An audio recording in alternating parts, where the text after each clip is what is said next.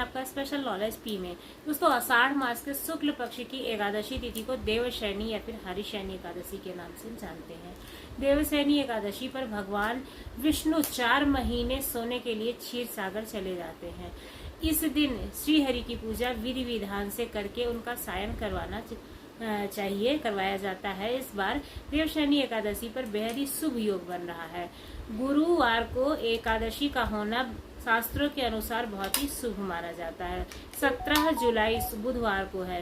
देवशयनी एकादशी पर भगवान विष्णु के साथ माता लक्ष्मी को प्रसन्न करने के कुछ उपाय बहुत ही शुभ हैं, जो मैं आप लोगों के लिए लेके आई हूँ। श्री हरि विष्णु की पूजा करने से कई गुना अधिक फल प्राप्ति होती है। देवशयनी एकादशी के दिन ही जगत के पालनहार भगवान विष्णु निद्रा काल शुरू हो जाती है, यानी कि इस दिन से ही चतुर्मास का प्रारंभ होता है और सारे मांगलिक कार्य बंद हो जाते हैं, जैसे कि गृह प्रवेश है, शादी है, मुंडन है, कुछ भी अच्छा काम बंद कर दिया जाता है और सिर्फ भगवान श्री हरि की पूजा की जाती है। और ये महीना कृष्ण जी को भी बहुत पसंद होता है। लोग सावन में वृंदावन भी जाते हैं उनकी पूजा करने के लिए।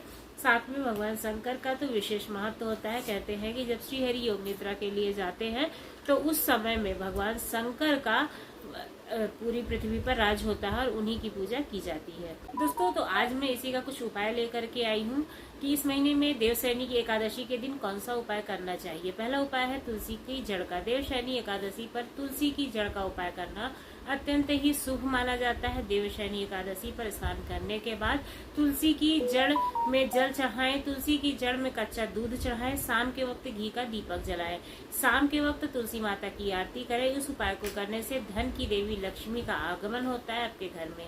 धन वृद्धि के लिए देवशयनी एकादशी की शाम को माता लक्ष्मी और भगवान विष्णु की पूजा करने के बाद लाल कपड़े में तुलसी की जड़ लपेट करके उसे कलावे के साथ गले में पहन लें। इस उपाय को करने से धन में वृद्धि होती है और आपकी जो हार्दिक तंगी चल रही है वो खत्म हो जाती है। नंबर 3, 1 रुपए के सिक्के का उपाय। देवशयनी एकादशी की रात को 1 रुपए का सिक्का लें, फिर उस सिक्के को भगवान विष्णु की तस्वीर के सामने या फिर मूर्ति हो उसके सामने उसे समर्पित कर दें। रात भर यह सिक्का वहीं रहने दें। अगले दिन सुबह यह सिक्का उठाकर लाल कपड़े में बांध करके अपने धन के स्थान पर रख दें। इस उपाय को करने से माता लक्ष्मी आपसे अत्यंत प्रसन्न होंगी और आपके घर में धन्य धान की कभी भी किसी भी तरह की कमी नहीं होगी। देवशयनी एकादशी पर वस्तुओं का दान करना चाहिए।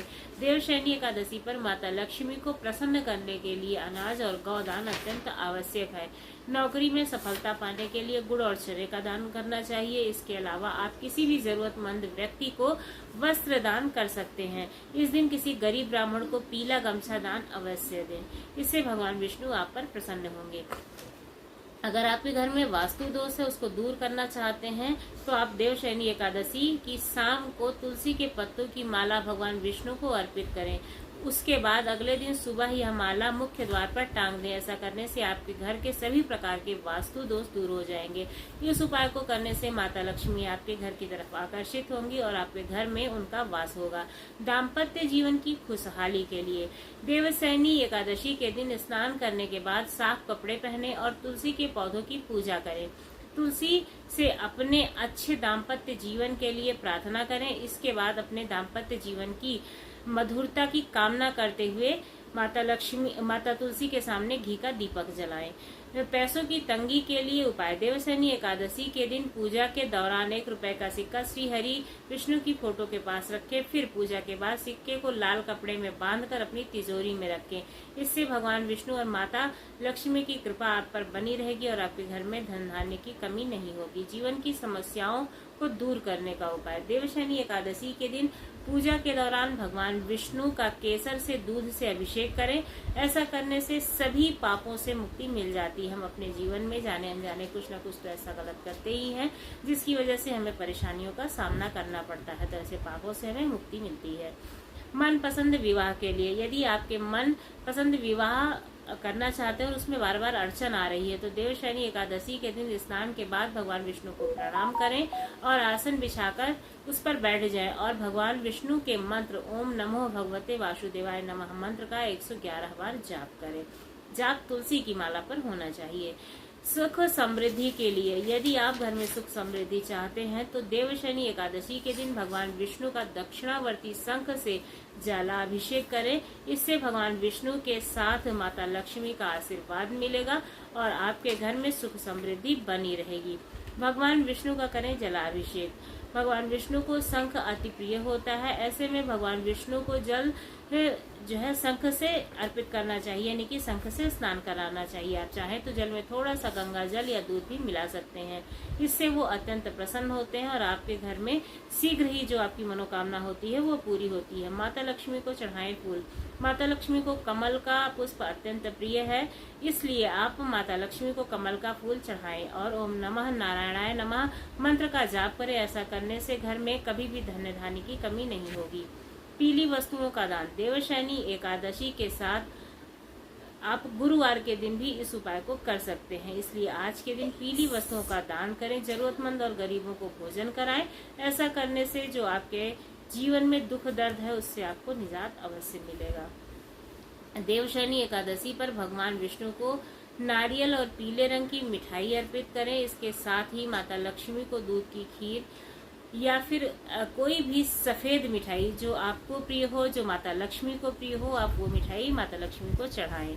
देवशनि एकादशी के दिन भगवान विष्णु की पूजा करने के साथ साथ ओम नमो भगवते वासुदेवाय नमः मंत्र का जाप अवश्य करना चाहिए। इससे आपके सभी संकटों से आपको मुक्ति मिलती है। इस दिन तुलसी पूजा अत्यंत आवश्यक है और तुलसी जी पर जल नहीं चढ़ाना चाहिए, लेकिन पूजा विधिवत करनी चाहिए और घी का दीपक अवश्य जलाना चाहिए। एकादशी के दिन तुलसी की 11 बार परिक्रमा करना अत्यंत आवश्यक है। देवशनि एकादशी के दिन जल में आंवले का रस मिलाकर स्नान करने से व्यक्ति को पुण्य की प्राप्ति होती है। जीवन में आ रही हर समस्या दूर होती है। हमारे शास्त्रों में बताया गया है एकादशी व्रत के दिन भगवान विष्णु के सहस्त्र नाम का पाठ जरूर करना चाहिए। इससे जीवन में हर तरह की सुख समृद्धि आती है और संतान जो होती है वो उन्नति की तरफ बढ़ती है। एकादशी व्रत के दिन भगवान विष्णु के साथ साथ माता लक्ष्मी की भी पूजा करने का विधान है।